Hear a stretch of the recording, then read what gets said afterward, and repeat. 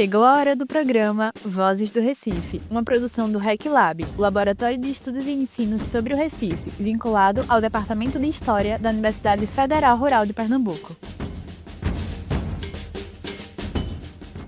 E aí, pessoal, tudo bem? Eu sou Maria Eduarda de Aguiar, estudante de Rádio, TV e Internet da Universidade Federal de Pernambuco e estou aqui para mais um episódio do programa Vozes do Recife, realizado para você que quer conhecer mais sobre a história, a cultura e as vozes que fazem do Recife uma cidade tão repleta de diversidades. No Vozes do Recife, a gente vai mergulhar em histórias que traduzem o que o Recife é hoje, compartilhar curiosidades e trazer reflexões para se pensar como nós queremos a nossa cidade. Fique ligado na Rádio Universitária Paulo Freire e hoje vamos conversar sobre a arte urbana no Recife, o caso do coletivo Pão e Tinta e a favela do Bode. Para falar sobre o assunto, vamos conversar com o artista e historiador Emanuel Brito, com a mediação do professor Jaime Guimarães Júnior. O professor Emanuel Brito, ou Torvi Osmond, como é artisticamente conhecido, é pesquisador, articulador cultural e grafiteiro com forte atuação na zona sul do Recife, especialmente na comunidade do Pina. Emanuel Brito é um dos coordenadores do coletivo Pão e Tinta, grupo que há mais de uma década trabalha com a revitalização do espaço público por meio da arte urbana e a integração das periferias, por meio de iniciativas artísticas culturais e pedagógicas. Emanuel Brito é mestrando do Programa de Pós-Graduação em História da Universidade Federal Rural de Pernambuco, pesquisando grafite enquanto arte e educação em História. O trabalho investiga a relação possível entre ensino de História e a arte urbana do grafite. Então vamos lá para mais um Vozes do Recife, bem na hora do almoço. Prepare o seu prato com aquele tempero bem recifense e vem com a gente pelas histórias que fazem do Recife um lugar de muitas coisas para pintar.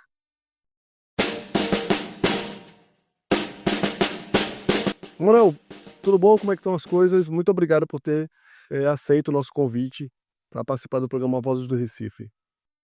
Boa tarde, Jaime. Tudo bem? As coisas vão bem com você?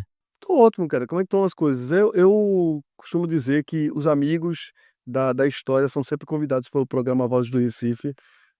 E aí você é mais um convidado, professor de história também. Muito obrigado mesmo por ter aceito esse nosso convite. Manuel, antes de falar do Pão e Tinta, e que é a nossa proposta de pauta hoje, eu queria conversar um pouco de quem é esse Manuel, de o que Manuel faz. A gente sabe que você é mestrando em História e professor de História também, mas quem é Manuel? Ele é grafiteiro? Quem é Manuel? Então, eu sou cria da comunidade do Bode, favela do Bode, no Pina, ali próximo à Boa Viagem, né? No início da Zona Sul. Estudei escola pública minha vida toda. Sou, como você falou, formado em História pela Universidade Federal Rural, né? Sou também grafiteiro, sou ilustrador digital, sou curador, sou designer, um monte de outras coisas, produtor cultural. A gente faz meio que viemos aí fazendo de tudo na vida, né? Aprendendo cada partezinha, mas trabalho prioritariamente com arte e com cultura. Quando você fala que vem da comunidade do Bode, é no Pina, né? Isso você falou, né? Isso, no Pina. É isso, né? No Pina? Isso, no Pina. Então, mas é próximo de Brasília Teimosa, porque a gente sempre lembra a comunidade Brasília Teimosa. Faz parte de Brasília Teimosa ou não tem nada a ver com Brasília Teimosa? Tem muito a ver com Brasília Teimosa, são comunidades irmãs, né? Mas Brasília Teimosa adquiriu o status de bairro, né? Aí, hoje em dia, é porque a favela Foi. do Bode é um sub-bairro, né? Não tem muita classificação na geografia. É um bairro dentro dentro do bairro do Pina, né? Seria uma comunidade dentro do bairro do Pina e a Brasília Teimosa se separou do bairro do Pina. São dois bairros distintos agora, mas são do lado, assim, atravessando a avenida ali, Antônio de Góes, né? Então, fica por trás de quê? Fica próximo, por trás da igreja do Por trás da Pina, a de Igreja vocês. Católica do Pina. Então aquela antiga igreja católica do Pina fica por trás, é aquela comunidade atrás. É isso? Sim. E a esquerda ali de Rumar também. Não é beira-mar feito a comunidade o bairro, né? Brasília Teimosa. Não é beira-mar. Não, não é mais. Assim, o bairro do Pina é beira-mar, a favela do Bode não, né? Uhum, Foi tomada, é. essa beira-mar aí foi tomada há um tempo. Quanto tempo tem essa comunidade, essa favela, tu sabes? Rapaz, assim, acredito que desde 1930, 1920, por aí, Assim, Hum, a ocupação de algumas pessoas. Tem foto dela em 50, já da igrejinha do Pina construída. sim. Tem um rio ali atrás, é isso que fazia com que acho que Tinha um rio ali, Brasília Teimosa naquela era uma avenida. ilha, né?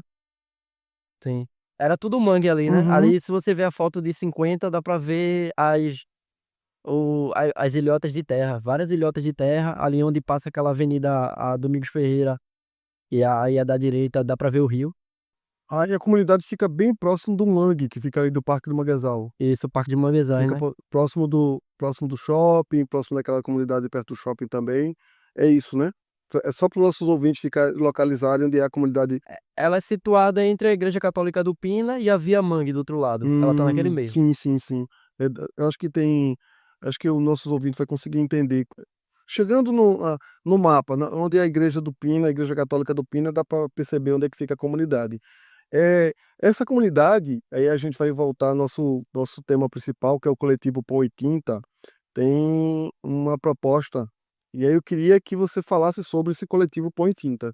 Então, a comunidade, como eu havia falado numa conversa prévia contigo, é a comunidade tradicional pesqueira, né? Feita de majoritariamente ocupação de pescadores, que era quem habitava aquelas áreas de praia, né, no começo do século XX. E aí, muitos mucambos, né, que atualmente a gente chama de palafita, e a comunidade acabou que cresceu construída sob a lama, né? Muito mangue também, tudo mangue. Eu, inclusive, sou ex-morador de Palafita, morei 10 anos nas palafitas da comunidade do Bode. E alguns outros fundadores do coletivo Pointita também são ex-moradores de Palafita. Então, o Pointita nasce nesse lugar de muita especulação imobiliária, de muita também um descaso, um abandono, né, com direito à moradia do governo, em particular com as pessoas que moram nesse bairro, porque é um metro quadrado muito valorizado, né, um dos metros quadrados mais caros do país. E aí ele surge enquanto ferramenta mesmo visando usar a arte como megafone, como forma de se expressar e forma de chamar a atenção para as lutas do bairro. Nesse ambiente, em 2012, surge o coletivo Pão e Tinta, que vem de um acrio de pichadores, chamado Sem Parar, que entenderam ali que a pichação não dialogava tanto com a própria comunidade, né? E não dialogava de uma maneira tão eficaz também com o poder público, e migraram para o grafite para que as suas lutas, suas vozes fossem ouvidas. E aí a gente tem uma coisa que a gente vai conversar também, é a diferença de grafite e a pichação. Tem uma diferença? Então, é meio complicado esse tema, né? Assim, muitas pessoas têm a sua opinião. Eu posso falar minha opinião aqui. É complicado eu falar em nome de todo o movimento grafite ou pichação, né? Não sou pichador, sou grafiteiro. Mas para mim a diferença acaba sendo ali estética, né? Hum, Porque o grafite eu entendo como a gente costuma falar grafite vandal, que é o grafite vandalismo, né? Que é o grafite sem autorização pública. Para mim, por exemplo, quando eu faço um trabalho de muralismo para a prefeitura, eu não estou fazendo grafite, eu estou fazendo, quando eu faço um trabalho pago, comissionado para a prefeitura ou qualquer outro órgão, pode ser privado, eu estou fazendo um trabalho de muralismo, não um grafite. Para mim, um grafite é uma arte pintada em um lugar ilegal, que você não teve autorização. sim. Como é a pichação também, entende? Só que a pichação, ela é feita mais rápido, porque é mais perigoso para a pessoa que está fazendo, né? Então, a proposta é que seja algo mais visualmente mais simples por ser feito mais rápido. Geralmente é uma assinatura, né? No Sim, caso da pichação, que é bem rápido, você vai lá e assina. isso. Geralmente é o nome da pessoa ou o nome da CRIO que ele faz parte, né? Do coletivo, né? Também tem muito essa organização por coletivos. É uma disputa de quem vai mais alto, de quem picha aquele lugar mais difícil, ou é assim, eu deu vontade, eu vou lá, que eu quero me expressar, chegar naquele lugar mais alto. Eu acho que tem muito desse ego, sim. A gente vê como o movimento hip hop surge nos Estados Unidos, né?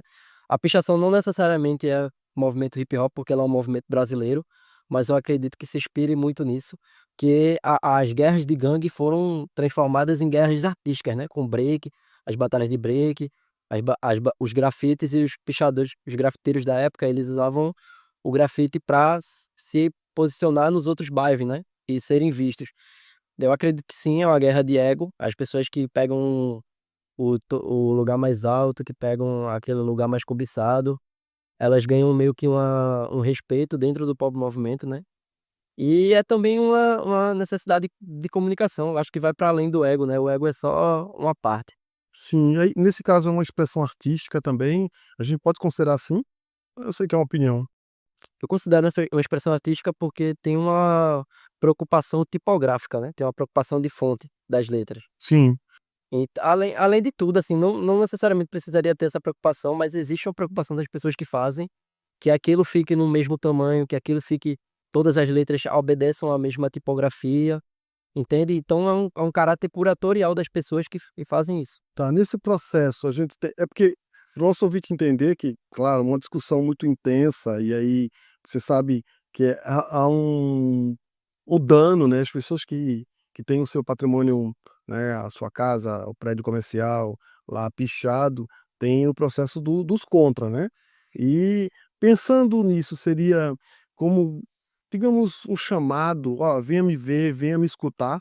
Eu eu acho que a pichação ela é uma agressão, ela é uma porque, assim, e ela também serve para demonstrar alguns lugares escancarar o abandono de alguns lugares, né, a gente tem ai, esqueci o nome agora do teatro, mas um teatro que tá abandonado no centro do Recife, e aí, a gente vê que ele tá todo pichado e aquilo denuncia um abandono, né, pra mim, a pichação faz esse trabalho de denunciar os lugares abandonados da cidade. E aí, é porque existe uma discordância aí no caráter de propriedade privada também, né, pra gente Sim, que do faz dano à propriedade privada. Sim, o dano, né. Propriedade sim. privada e propriedade pública Sim, também. porque assim, o maior dano que a gente enxerga na propriedade privada é o seu muro dividindo a rua, né. O seu muro é uma agressão Uhum. posicionada na rua, então do seu muro pra fora é tudo rua. Tem uma frase do Goma que ele fala que, eh, "Pichei seu muro da parte de fora, tia, da rua que é nossa". Sim. Mas nesse caso, por exemplo, Olinda tem patrimônio mundial, a gente tem eu lembro que eu trabalhei um pouco na prefeitura, a gente tinha um problema seríssimo de pichação nas fontes, nos monumentos, que era uma obrigação deixar branquinho, deixar limpo, deixar e aí as fontes de água, as bicas, eram muito pichadas, e também o fortinho do queijo, que fica ali no Carmo, no Varadouro. E aí, como é que se conecta isso? Porque é um patrimônio cultural que precisa ser mantido, né, claro, com um padrão internacional e colocado em imposto de que isso é o correto e o concreto, né, o perfeito. Como é que fica essa situação? Então, acho que aí o problema é anterior, sabe. Acho que aí o problema é o problema da educação da sociedade mesmo. Essas pessoas, assim, de que forma essas pessoas foram deseducadas para não entenderem aquele patrimônio enquanto um patrimônio realmente, sabe, porque elas não respeitam aquele patrimônio, o que é que aconteceu na vida delas. Eu acho que as pessoas se preocupam muito mais com o problema já criado do que com a causa desse problema, sabe, como se você se preocupasse em remediar a doença e não a gente falou um pouco disso nas aulas também, né, as preocupações em acabar com a peste negra, por exemplo, só que aí você tem que ir lá na raiz do problema, que é a sujeira, né. É, os ratos, a sujeira, né. É, onde é que estão esses rasos, onde é que está esse problema dessas pessoas que eu como historiador também, eu pessoalmente não defendo a pichação de movimentos, mas essas pessoas não se reconhecem, não se veem nesses monumentos, né. Então, se a gente quer realmente fazer um debate público sério, porque isso não vai parar, não aumentando pena que vai parar, né. É, a gente fala de educação patrimonial, né, a gente precisa sentar para conversar sobre isso, e também, as pessoas se identificarem com aquele patrimônio, né. Sim. Não adianta só institucionalizar e a população não se conectar com o patrimônio. A gente discute muito isso também, né. Sim, e eu não acho que é pelo punitivismo, sabe, que vai resolver esse problema. Não, não vai. Também concordo com você. Manuel, voltando para a comunidade do Bode, vocês preferem falar comunidade do Bode ou favela do Bode? Eu falo favela do bode, e inclusive, a gente tá com um pensamento compartilhado com os pensadores favelistas, né, o da CUFA, que Sim, trabalha bem com esse tema das favelas, com a galera do Rio de Janeiro também, que trabalha justamente a reinvenção dessa nomenclatura, né, ressignificação dessa nomenclatura. entendo. Né, eu acho importante perguntar, porque como a gente está conversando sobre a favela do Bode, aí você eu acho sempre que é bom perguntar quem está morando lá e como se identifica. E para mim, Uhum. Tanto faz comunidade ou favela também, que, pra mim o conceito é de quem, vive lá, naquele espaço. A gente teve um caso famoso lá que tentaram mudar o nome de Brasília Teimosa pra Brasília Formosa, né. Foi, eu fiquei sabendo disso. É, pra mim isso aí, anda nesse mesmo caminho, sabe, de trocar a favela pra comunidade e não vai mudar nada que acontece lá, se você trocar a nomenclatura. É, não muda nada, é só uma limpeza, é, Não é maquiando que se limpeza resolve. estética, né, só aquela uma maquiagem, uma limpeza estética. Voltando lá então, a comunidade do bode tem o pão e tinta. Nesse caso, se você falou 2013 que começa a primeira formação do grupo, não é isso? Se eu não estou enganado foi 2013, você falou. 12, 13. 2012 e 2013. Nesse processo já tem quase 10 anos, né? A gente tá no 2025, aliás, passou de 10 anos Sim, já, né, mais de mais de 10 10 anos. anos, mais de 10 anos. O festival de 10 anos foi realizado em 2022. Pronto, você já tem uma geração aí de artistas, né, de pessoas que passaram pelo coletivo, e aí você já tem, né, formadores e o pessoal já em formação também, mais de 10 anos é muito tempo. Nesse processo, como a comunidade se conecta com o coletivo? Há uma aproximação forte da comunidade, há uma, digamos, a comunidade se conecta ou está fora, como se a gente pertence, tá aqui dentro, mas a comunidade não se conecta. Muito forte. O o Pina, né, a gente percebe pintando a comunidade. O Pina hoje é o bode, é o metro quadrado mais grafitado da cidade de Recife, né, graças às ações do coletivo Pão e Tinta. E a gente, se a gente for atender todos os pedidos das tiazinhas, tiozinhos, que pedem pra gente pintar a casa deles, a gente não fazia outra coisa da vida. Então existe essa identificação dessa comunidade com os grafites, né, até porque a arte urbana tem esse papel de ressignificar os espaços, de dar autoestima aos moradores, principalmente nas favelas de palafitas, né, a gente pintou muitas favelas de palafitas. A gente tinha um ateliê na favela da Ponte, ali, que foi incendiada no incêndio aí, né. Uhum. E aí a gente fazia muito esse trabalho de levar realmente autoestima para essas pessoas e somos bem recebidos. Nunca faltou nada lá, comida, água, Então é a um gente sempre é muito bem apoio, recebido. um grande apoio da comunidade então, né, um incentivo também Sim, para eh, Emanuel, a gente vai fazer um breve intervalo, daqui a pouco a gente volta para continuarmos com essa conversa maravilhosa. Daqui a pouco a gente volta. Estamos apresentando o programa Vozes do Recife. Vamos a um rápido intervalo e no próximo bloco voltamos com mais sobre a arte urbana no Recife, o caso do coletivo Pão e Tinta e a favela do Bode, com o artista e historiador Emanuel Brito, aqui na Rádio Universitária Paulo Freire.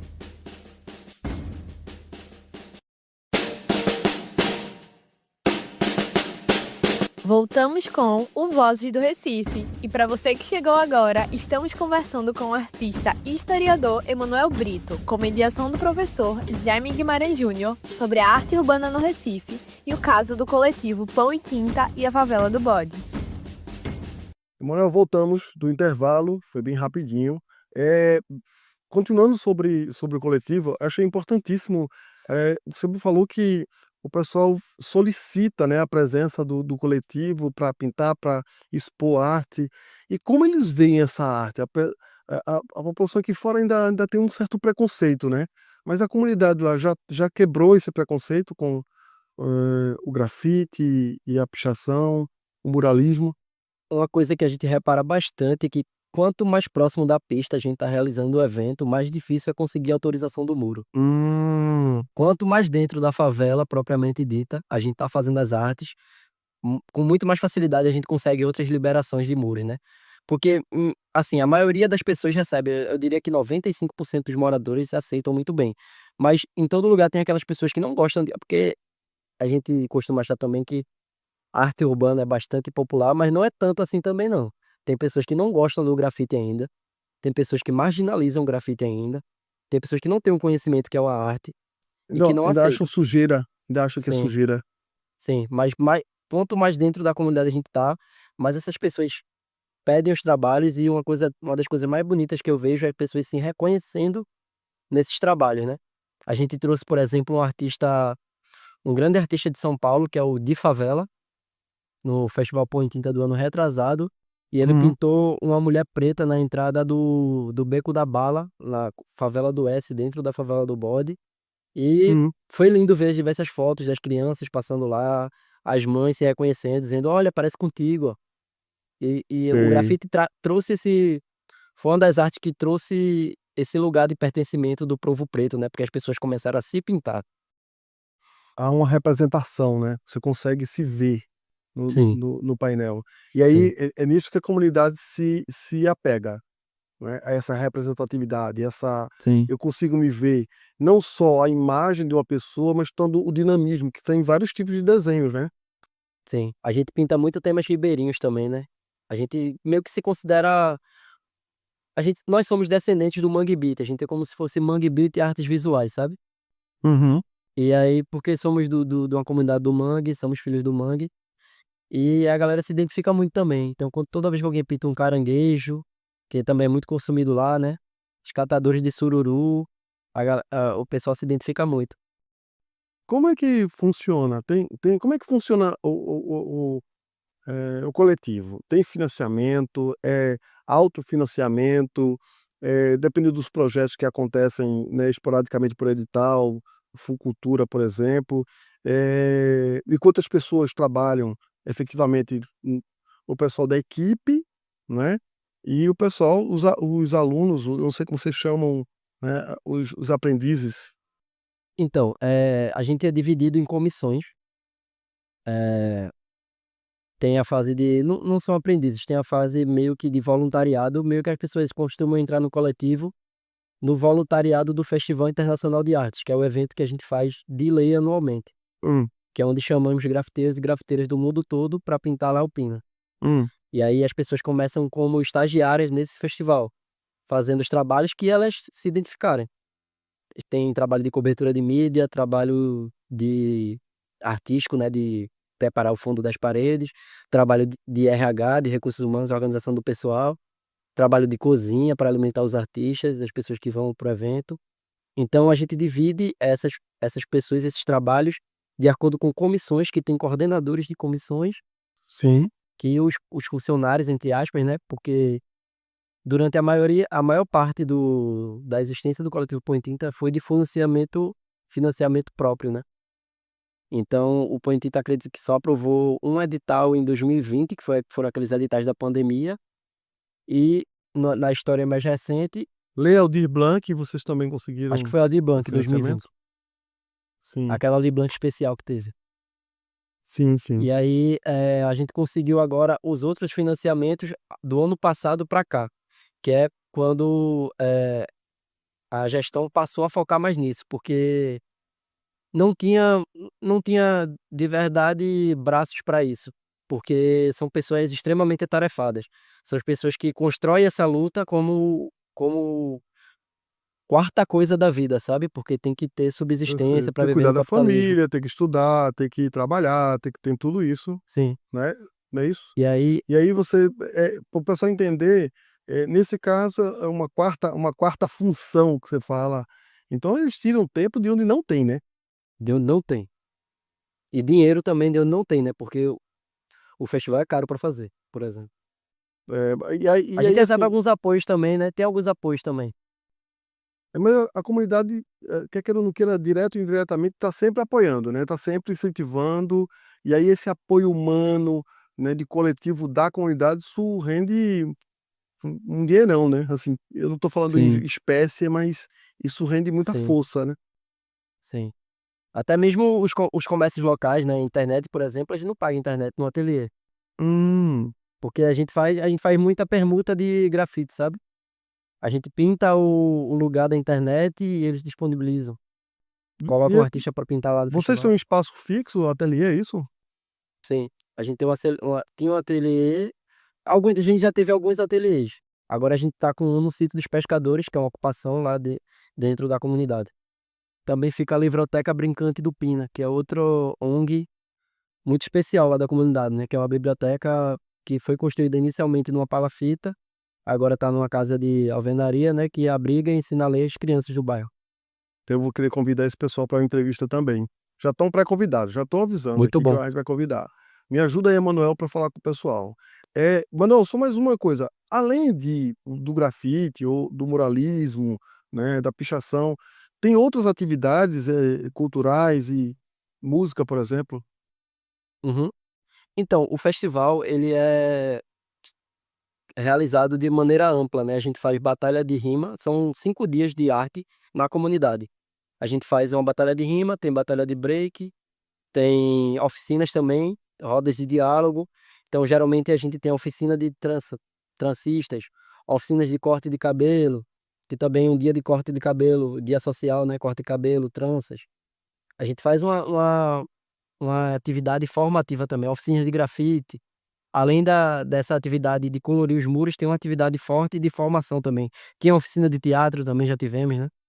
Sim, então, assim, é uma dinâmica ampliada, né? Porque você tem vários tipos de arte aí, né? De comunicação, música, expressão artística diversas. Esse festival acontece todos os anos, Acontece todos os anos no mês de setembro. então logo agora, daqui a pouco tem um festival aí, e aí qualquer pessoa pode participar.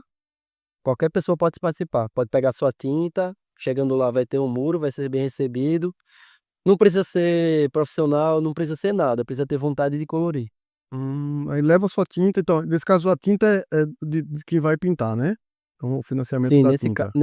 nesse caso sim, mas os artistas selecionados recebem. Ah, tá. Então a gente pode, esse artista hoje pode fazer inscrição quando tiver inscrições abertas. Se inscreve. Já está abertas as inscrições, não? Ainda não. Agora estamos em junho. Mas aí, para o pessoal que está escutando o nosso programa depois da data do evento, acontece todo ano. Então dá tempo de todo ano se inscrever. É isso? Sim. Sim, Então, todo ano, 7 de setembro, vai estar acontecendo um mutirão de grafite aberto para todo mundo, todo ano. Já acontece há 13 anos. antes que eu me esqueça, o Coletivo Pão e Tinta está no Instagram, o @coletivo Pão e Tinta. Então, vai lá, dá uma curtida, segue o pessoal e começa a ver os recados. Tem muitas mensagens lá no Instagram do Pão e Tinta. Pensando nessa mobilização que você faz da comunidade, o que é que você acha que, depois desses anos todos, mais de 10 anos, o que, o que a comunidade tem apreendido, né? O que é que tem mudado na comunidade? Eu acho que a, o aprendizado ele vai mais da comunidade para fora, sabe? Eu acho que seria mais o que a comunidade tem ensinado. Hum. Tem conseguindo se expressar com esse megafone que é a arte urbana, né? Pra gente, essa ferramenta. A gente conseguiu, em 2022, a gente fez uma ocupação de um terreno que Hum. tinha sido dado como dação de pagamento a uma pessoa que tinha tido seu terreno retirado na várzea, né? E esse terreno era onde não sei se você conhece o programa, mas na ditadura militar foram criados alguns centros sociais, que são CSUs. Sim, sim. E aí tinha o CSU do Pina, que funcionou até meados de 2008, 2010, e que atendia a comunidade com É. diversas Programas coisas. de assistência, vários programas de Sim. assistência. E aí, esse foi fechado, esse terreno foi dado a alguém, a gente fez a ocupação e a gente conseguiu, na época, um exemplo, né? Reuniões com a Casa Civil de Recife e conseguiu a promessa de, A reintegração de posse. a promessa de construção do Compás do Pina, né? Que era o que a gente já vem lutando há Hum, muito tempo. E sim. a gente participa efetivamente das reuniões da Comu, das reuniões com a Secretaria de Inovação Urbana, das reuniões com esses órgãos de urbanização de Recife. Toda vez que tem reunião da comunidade, reunião dos diretores de artes visuais, a gente tá lá. Então, eu acredito que com esses anos de atuação, o Pointita pôde demonstrar, ensinar realmente para a cidade do Recife pontos, pontos importantes que nós precisávamos ser ouvidos, sabe? E isso também é um exemplo para todas as outras comunidades que podem estar ouvindo a gente aí agora e Uhum. estão em busca de uma ferramenta, sabe? Para que sua voz seja ouvida. Sim, você tem aí uma aproximação dos jovens, né? Você traz os jovens para poder fazer um diálogo, a participação política, a intervenção a partir da participação política, né? Isso é muito importante. Esses atores, esses grupos, eu imagino que você já é um profissional de mural e de grandes imagens. A gente tem uma na Boa Vista que tem o Seu Dedo. Acho que é o de. Como é o Reginaldo Rossi. Reginaldo Rossi, que fica na Colônia Boa Vista, Uhum. não é isso? Tem um Isso, grande é mural difícil lá, bastante. mas é enorme, né? Muito bonito. É enorme, são 450 metros Eu vou quadrados. usar uma palavra meio. Mas está na moda esses murais? Ou a proposta se consolidou? A cidade entende que é necessário esse tipo de comunicação? Então, eu acho que o prefeito gosta, que ele é jovem, né? Ele tem Bom, essa familiaridade, acho que ele é um apoiador, é inegável que ele é um apoiador de arte urbana aqui, seja pelos motivos que forem, ele apoia. Acho que o grafite também, agora no século XXI, tá muito, eh, palavra jovem, né? Hypado, tá muito moda também, mas uhum, isso é, ao meu ver, é algo bom, né? Esse edital, por exemplo, do Reginaldo Rossi, ele foi um edital em hum, premiação a Recife, um prêmio que Recife recebeu da Unesco, como Cidade da Música. E aí a Unesco destinou essa verba para Recife. hum. Então não foi gastada a verba do contribuinte, né? Então até as pessoas que possam dizer que dizem às vezes que investir em cultura é gastar dinheiro, não foi gasto seu dinheiro nisso, né? Recife recebeu um prêmio. Jogar dinheiro fora. É É, jogar dinheiro Recife fora. recebeu um prêmio justamente por sua cultura, né? Então, investir em arte é investir em cultura. Então, eu acho que as entidades públicas entenderam isso e que esse investimento retorna e estão fazendo isso. Eu lembro que, assim, existe um grande painel que é no prédio da prefeitura do Recife, antes desse prefeito agora. Esse Sim. painel é bem antigo. Eu não sei se foi governo João Paulo ou João da Costa, não lembro bem. Mas tem um grande painel que é de um artista Foi famoso. o Cobra, É o fez Cobra, é isso? Luiz Gonzaga, né? Tu acha que o Cobra está trazendo, está popularizando, então desmistificando o conceito desses grandes painéis e está trazendo pertencimento à população da cidade? Eu acho que ele fez isso. Eh, Algumas pessoas não gostam, mas eu não sou partidário dessa opinião. Eu acho que quando o Cobra atinge essa fama que ele tem com o trabalho dele, eu acho que ele espalha o grafite e o muralismo para o mundo, sabe? E acho que as pessoas começam direto quando a gente tá pintando na rua: "Ah, o Cobra faz isso, eu conheço". Eu acho que se uma pessoa tem uma referência legal de algo que você faz, assim que ele vê fazendo, é algo bom. Quer queira ou não queira, eles expressam painéis maravilhosos, enormes, no mundo inteiro, né, ele tem um traço bem característico dele e, assim, quer queira ou não queira, acho que a gente conseguiu popularizar um pouco o mural, a partir do Cobra mesmo, né. Tem uma geração aí que admira muito. Acho que o pessoal tá vendo o painel, né, de outra forma. Acho que você Sim. tem razão também. Tem os Gêmeos também, né, Os o Gêmeos, Tinho. hein. Sim, e aí tá trazendo também, transcendendo, eu acho que os Gêmeos, acho que a gente pode trazer isso. Os Gêmeos saíram também, e tem os grandes murais, mas eles também ainda pintam, né, de forma aleatória, de chegar num painel e fazer a pintura aleatoriamente. E também eles estão já indo para o museu, né, eles já conseguem expor em museus. Isso é uma mudança bem. Teve uma exposição maravilhosa, né, na oficina do Breno, Foi no Instituto Brenan, né. no A instituto, né. Foi ano passado, não é isso? Acho Tô que foi ano enganado? passado, a gente foi até convidado, o Pão em Tinta, hein. A gente fez Interessante. uma ação de pintura de telas, passou até no jornal Hoje, e aí depois a gente recebeu os convites pra ir lá visitar. A galera queria fazer uma ação com pessoas que fizessem mais ou menos a mesma coisa aqui, né, porque a gente também, começou aqui no Nordeste esse mercado de venda de telas de grafiteiros, né, com Hum, leilão. A gente fazia um leilão chamado Leilão em Chamas, e a obra era vendida nos festivais a partir de R$ 0, e quando não tinha nenhum lance era destruída num tonel de fogo. nossa. Quer dizer que se ninguém comprar, ela é destruída. É, Acontecia de alguma ser destruída, não? Só pra já curiosidade. tive tela destruída já. Ai, nossa, ninguém comprou tua tela. Nem Não, R$1? Não é nenhum possível. real, diga aí. O cara tem um painel enorme em plena Conda Boa Vista, no centro do Recife, e não consegue Mas vender estava um. começando, não tinha ainda isso não. Ah, entendi. Nesse processo todo, tem outros artistas também conhecidos aqui do Recife? Me fala o nome deles aí pra gente divulgar também o nome desse pessoal. Tem vários outros, tem Felipe Lemos, que também fez parte da pintura, que é Uhum. um grande artista, um grande pintor. Tem o Edson Bizarro, também meu mestre no grafite, um grande pintor também.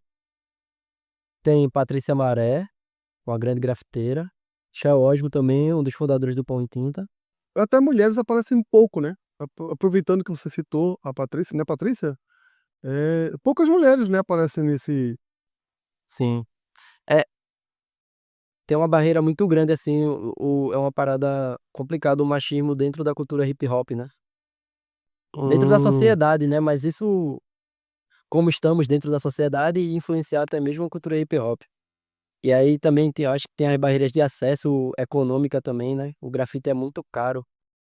é isso aí. Algumas É, mulheres, por exemplo, mães não têm tempo nem grana porque gastam muito criando seus filhos, né? Manuel, a gente vai para um breve intervalo, daqui a pouco a gente volta. Você está ouvindo o programa Vozes do Recife. Agora vamos para mais um rápido intervalo, mas já já a gente volta para continuar falando com o professor Emanuel Brito sobre a arte urbana no Recife, o caso do coletivo Pão e Tinta e a favela do Bode. Aqui, na Rádio Universitária Paulo Freire. Voltamos com o Vozes do Recife e para você que chegou agora, estamos conversando com o professor Emanuel Brito sobre a arte urbana no Recife e o caso do coletivo Pão e Tinta e a favela do Bode. Manuel, voltamos do intervalo. Continuando, você falou sobre a mulher grafiteira e isso é importante a gente voltar ao tema. A dificuldade que é por ser mulher periférica e aí mãe, se ela tiver filhos também, e ser grafiteira. Amplia mais isso aí. Eu gostei de escutar sobre esse assunto. É assim, não é meu lugar de fala, mas eu vejo as companheiras, né? É complicado, ainda mais grafite no Nordeste, né? Que já é outro cenário, assim, as pessoas. Eu acho que acredito que dá para contar nos dedos aqui as pessoas que vivem efetivamente da sua arte em Pernambuco, né? E Pernambuco ainda é o estado mais avançado nesses quesitos que, de possibilidade de vida, né? De uma existência digna com sua arte no Nordeste, porque realmente construir cultura aqui é bem difícil. Eu imagino como é difícil para a mulher, negra, periférica, mãe solo, conseguir tinta, tempo para pintar, né? Tem que também ter a parte criativa e aí pensar, rascunhar, né? Todo esse processo. E aí também, se for pichadora e tem o processo Sim. de apoio, né? Dos outros homens no horário, geralmente é noturno, né? Se eu não estou enganado, um horário um pouco mais difícil, e aí para segurança, né, a mulher, para o homem é mais fácil ver na rua, né. E sim, com certeza. Isso aí é um dos pontos principais. Para um homem sair na rua para pintar é bem mais tranquilo, né? Uma mulher ela tem outros problemas que podem acontecer. E geralmente a gente sai sozinho para pintar, né? E aí você já está cometendo um ato ali que é um crime ambiental, as pessoas já se sentem no direito de fazer Hum. algo contra você, né? Naturalmente, porque elas querem ser a defensora de muro e muitas vezes a maioria dos muros são abandonados. As pessoas botam muito a tiazinha hipotética, sabe, que teve um muro pintado, eu nunca vi essa tiazinha. Sempre na hipótese. Tipo, e a tiazinha lá que você vai pintar o muro, eu nunca vi essa tiazinha, velho. É muito complicado isso. Ô Emanuel, pensando nos processos criativo, como é que surge a ideia? Como assim, a ideia de pintar ou a ideia da arte em si? A ideia do painel. Por exemplo, claro, tem os painéis de encomenda, que é aí um grande mural, que tem uma temática, que o cliente está pedindo tal coisa, e aí você já vai para uma direção, já tem, né, um briefing aí do que o Aham, cliente precisa. Mas imagina você quer um grande painel seu, você quer colocar, a pessoa deixou você livre, à vontade. Como é que surge esse momento, a inspiração, como é que aham. funciona esse momento inicial dos primeiros rascunhos do painel? Eu acredito que cada artista acabe tendo meio que uma linha pessoal, sabe? Um universo, construindo um pouco de universo próprio. Tenho amigos que pintam temas ribeirinhos, tenho amigos que pintam. A gente aqui, inclusive no Recife, é conhecido muito por uma originalidade no grafite, né? A gente pinta muito o local. Então, as aves locais, a estética local. E falando sobre mim, eu pinto. Eu gosto. Eu sou muito fã de Abelardo da Hora, né? Aquele movimento de arte moderna aqui de Recife. Hum, Então, eu busco pintar naquela linha ali, dos muralistas mexicanos também, os tipos do povo, as pessoas comuns, sabe? hum. Pessoas comuns fazendo coisas comuns, o pescador, a marisqueira. Os folguedos, né, as festas populares, então eu pinto laúça, pinto caboclinho. Eu gosto de pintar isso por uma identificação mesmo, desde pequeno eu sempre achei muito bonito. Então, A gente tem uma conexão muito forte com o rio, né, com o mar, então isso vai peixe, caranguejo, o mangue. sim, com certeza. O cenário, por exemplo, o cenário quase sempre é mangue, dos painéis que a gente faz. Ou mangue ou cidade.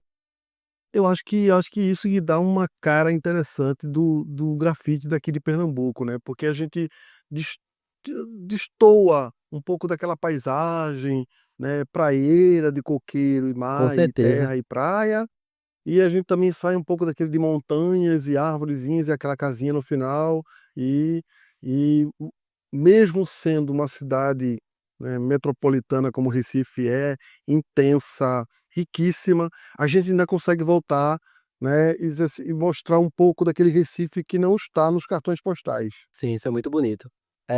Indo para São Paulo a gente percebe muito isso também, pois lá não, obviamente lá não tem cenário de mangue, né, lá é bosque. Bosque, prédios, né, Hum, grandes prédios, muitos prédios no cenário de sim, sim. grafite. E aí quando a galera vê a gente pintando, já sabe que não é de lá, pela estética visual do trabalho, sabe. Não precisa nem falar Já nada. é já é aquela autenticidade nossa, bem recifense. Sim, com certeza. Quando você falou do movimento Mangue Beat como um movimento que acho que eu acho que ajudou muito, né, a divulgar as diversas artes, não só o grafite, mas o Mangue Beat pelo traço também, pela ideia, pela imagem do mangue, do caranguejo, do siri, né, também ajudou muito, né, Muito, esse processo de divulgação. muito. Eu acho que, assim, muita das pessoas é realmente acreditar que elas têm algo bom, sabe, pra apresentar para o mundo, e eu acho que o Mangue Beat trouxe essa autoestima. Falou de mangue de uma forma bonita, sabe. Uhum. Falou das pessoas que ocupavam esse espaço de uma forma bonita como produtoras de cultura. Essas pessoas começaram a se enxergar de uma forma importante na sociedade e, com isso aí, elas foram para fazer diversas coisas, né, da vida, né. O Manuel, você é professor de história, né, mestrado, eu queria que você falasse um pouco agora, se dentro do seu processo de ensino-aprendizagem com os alunos, você usa um pouco da grafitagem, usa sua parte artística no processo de metodologia de ensino, utiliza esse acesso que você tem à à grafitagem e outros, né, outros expressões culturais também, e qual é a tua pesquisa de mestrado? Se tem a ver também com o grafite. Uhum. Então, eu tô um pouco afastado das salas de aula, não venho dando aula, né, tô mais nessa skin pesquisador e produtor cultural grafiteiro. Então, ainda não tive a oportunidade de usar o grafite dentro de sala de aula, mas quero muito, algo que eu quero muito, e inclusive desenvolvo pesquisa nisso, né. Eu tive a oportunidade de usar a história dentro do grafite. Tô até agora dando spoilerzinho, fiz algumas obras, eh, pesquisando os carnavais de Recife no Diário de Pernambuco, né, histórias de carnavais. E aí o Diário de Pernambuco fez 200 anos esse ano, e eu quero fazer, uma já está pronta, mas eu quero fazer 20 obras, inspirada cada uma inspirada em uma matéria de uma década do Diário de Pernambuco, entendeu? Sim, sim. Vai ser uma coletâneazinha de isso você vai fazer os painéis pequenos ou um muro? São telas, São telas. telas, exposição E de aí telas. mas aí que tá, você só voltando um pouco da vida acadêmica, você não foi pra sala de aula, mas você é um professor formado, então dentro do coletivo Pó e Tinta você ainda trabalha como professor, quer queira ou não queira, você também está ensinando, não é uma sala de aula lá com caderneta, né, aquela coisa toda, mas está lá ensinando junto no Pó e Tinta. Sim, sim. E a metodologia de professor, né, a didática você já aproveita para aí o seu TCC tem alguma coisa a ver e depois você vai para o mestrado, aí você estuda o grafite? Sim, eu estudo grafite. O meu TCC, ele faz uma rememoração dos 12 festivais Pão em Tinta que aconteceram, né, desde Hum, 2012 até 2024. E no meu mestrado, eu faço trabalho agora também com o estudo de casos do coletivo Pão em Tinta, mas focando mais essa possibilidade da arte e educação pública de história com o grafite. Então, pesquisando o que esse grafite posto de forma pública nas ruas tem de história a ensinar, né? E quem são essas pessoas que Hum. fazem esse grafite? Quais são as decorrências, as coisas que esse grafite impacta, né? Causa, gera. Você vai contar um pouco da história do grafite em Pernambuco? Ou eu tô entendendo? Vai contar Não, um pouco dessa história, né? assim, contei um pouco, tem que contar, dar uma rememoradinha, mas o foco não é tanto fazer uma historiografia do grafite, é usar mesmo, fazer uma leitura semiótica das imagens, dos painéis, Ah, fazer tá. uma A história oral com as estética, pessoas, certo. e aí Dos realmente painéis existentes, dos murais já existentes, né, porque a gente tem uma infinidade de mural aqui. São grandes murais, acho que Reginaldo Rossi, tem Naná tem Vasconcelos, tem uma homenagem Naná. à Aurinha do Coco, tem Hum. uma homenagem à Dona Elda, Isso ali no centro, na Boa Vista, isso. né, Que foram a desses maioria mesmos dos editais, grandes. né? Foram desse mesmo edital, que é a premiação da Unesco que eu falei mais cedo. Então foi vários painéis, foram a mesma verba, pensei que era um painel só que tinha financiado, Não, mas essa verba da Unesco financiou vários painéis. sim, uns 12, eu acredito. Inclusive tem painéis sendo produzido, 2 painéis para sair agora, novos.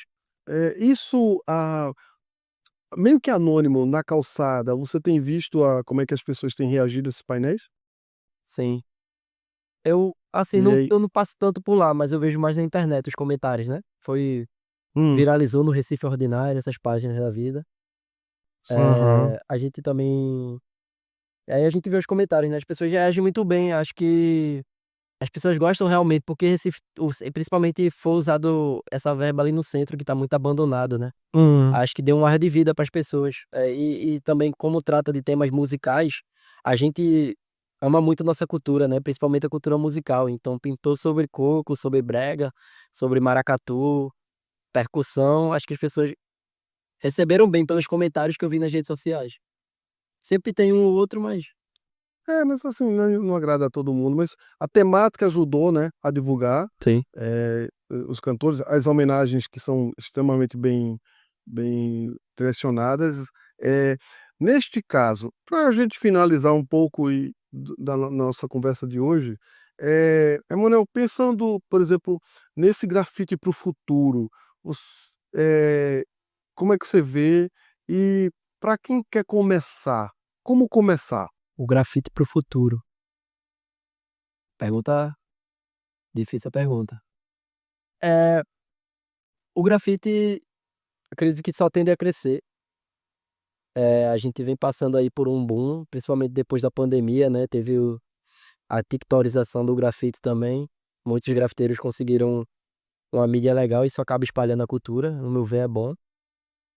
E acho que em relação às leis, eu acho que não vão mudar, porque mexe no centro da propriedade privada, né, então as pessoas Aham. que realmente quiserem fazer grafites, infelizmente têm que enfrentar essa dificuldade que é a proibição, mas elas podem começar, frequentando os mutirões de grafite. Não é só o Pão em Tinta que faz mutirão de grafite na cidade do Recife, né, a gente tem a Rede de Resistência Solidária, que inclusive fundou no Brasil esse formato de mutirão, né, lá em meados de 2002, que é um lugar com comida para os grafiteiros, que fornece tinta, que fornece uma base de apoio, paredes já autorizadas, que é muito importante para quem está começando, né, você não precisa correr risco. Você pode ir no mutirão da Do Bom Produções, do Pão em Tinta, da Rede de Resistência Solidária e pode pintar numa parede autorizada. Então, a dica seria essa: compre sua tinta, separe seu material e vá pintar. Não tem segredo, sabe. Eu eu, Simplesmente comece, né? eu quis durante muito tempo começar, Jaime. Eu fiquei travado um tempo, por Hum. conta de trabalho, faculdade, mas, teve um momento que eu pensei assim: simplesmente tenho que começar e comecei. A dica que eu daria é essa. Parece muito difícil, mas não é. E outra, sem críticas, né? Sem autocríticas. Fique à Exatamente. vontade. A Pô, arte você pode não gostar, outra pessoa gosta, então isso é um pouco. E aí, sem exigências, mas sempre se adaptando, sempre melhorando, eh, criando o seu próprio traço. isso é um ponto principal, né. Às vezes a gente tá na era da informação rápida, da dopamina rápida, né, e a gente quer já começar pronto. É entender isso, que você não vai começar os gêmeos, mas você pode trilhar o caminho para chegar até lá sim, por que não? É muito trabalho, muita pesquisa, né, estudar, né, É trabalho. funciona desse jeito. Muito trabalho, né. Muito trabalho, muita pesquisa, e em qualquer função, eu acho que não só no grafite, mas em qualquer função, você precisa trabalhar, você precisa pesquisar, você precisa se doar, né. Vai ter os percalços da vida, de alguém não gostar do painel que você desenhou, que você pintou, né, mesmo encomendado. É possível, né, Emanuel? E acredito que mas no geral eu acredito que a cultura do grafite e do hip hop retorna muito. De todos os meus amigos eu nunca escutei um falando que o grafite tirou algo deles, sabe. O grafite nunca me tirou nada, o grafite só me deu coisas, então se você realmente ama, só faça. Emanuel, a gente está finalizando nossa entrevista, eu queria deixar para você os últimos minutos para se despedir e suas últimas palavras.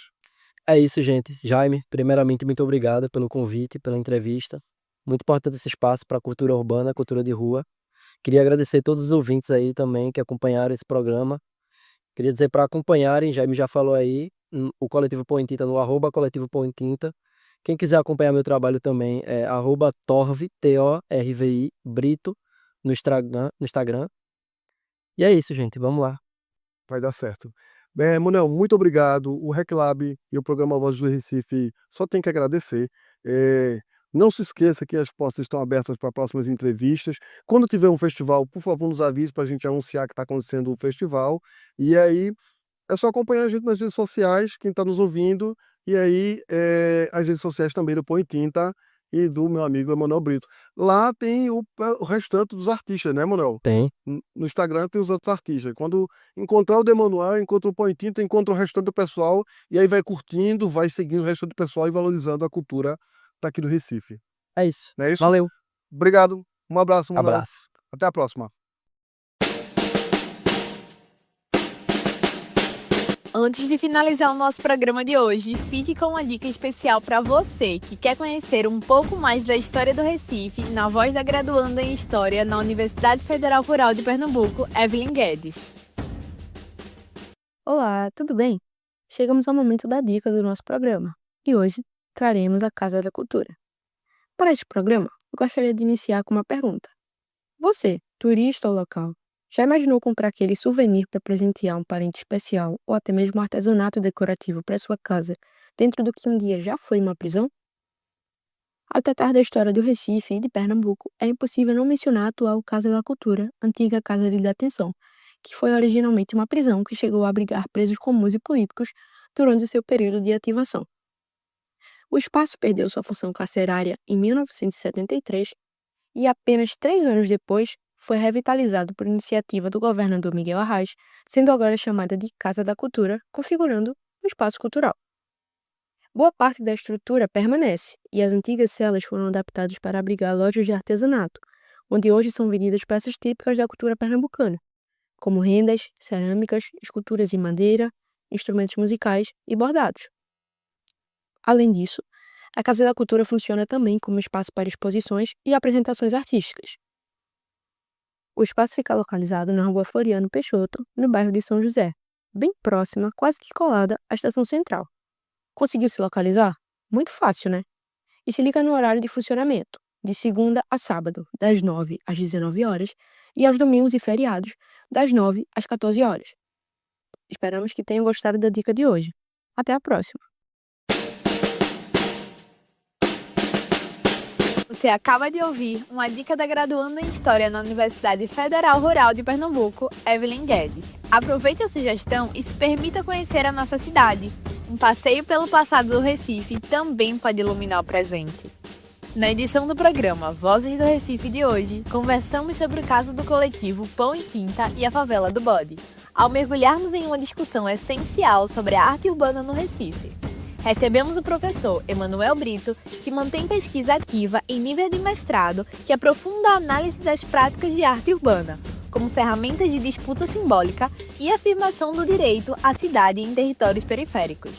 O estudo parte da experiência do Festival Internacional de Artes Pão em Tinta, como um dispositivo estético-pedagógico que atua na interseção entre arte, política e comunidade, com foco especial nas juventudes negras e na produção cultural das bordas urbanas. A pesquisa atual, desenvolvida no campo de História e das Artes, Reconhece o festival como um campo legítimo de produção de conhecimento e como exemplo concreto de ação cultural continuada, com potencial de impacto acadêmico, social e institucional.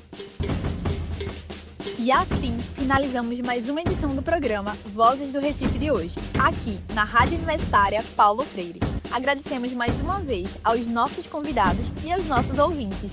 Esse programa foi apresentado por mim, Maria Eduarda de Aguiar, dirigido e produzido por Jaime Guimarães Júnior, editado por Vinícius Barreto e supervisionado pela coordenadora do RecLab, Mariana Zerboni. Um forte abraço e não esqueça de seguir o nosso perfil no Instagram para ficar super antenado, @reclab.ufrpe. Até o próximo Vozes do Recife. Sigam aqui na programação da Rádio Universitária Paulo Freire e até breve! O programa Vozes do Recife é uma realização do RecLab, o Laboratório de Estudos e Ensino sobre o Recife, vinculado ao Departamento de História da Universidade Federal Rural de Pernambuco.